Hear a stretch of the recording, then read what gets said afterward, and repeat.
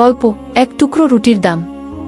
একদিন এক গরিব মানুষ হযরত ওমর রাদিয়াল্লাহু আনহু এর দরবারে এসে বলল, আমার ঘরে খাবার নেই, সন্তানরা ক্ষুধায় কাঁদছে। হযরত ওমর রাদিয়াল্লাহু আনহু নিজে তার সঙ্গে গেলেন। গিয়ে দেখলেন সত্যিই ঘরে কিছু নেই। তিনি নিজ হাতে খাদ্যের বস্তা বহন করলেন।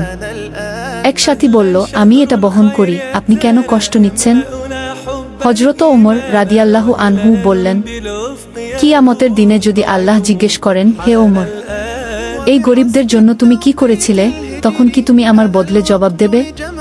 তিনি নিজ হাতে গরিবের ঘরে খাবার রান্না করে দিলেন, শিশুদের খাইয়ে তাদের মুখে হাসি এনে দিলেন। নৈতিক শিক্ষা।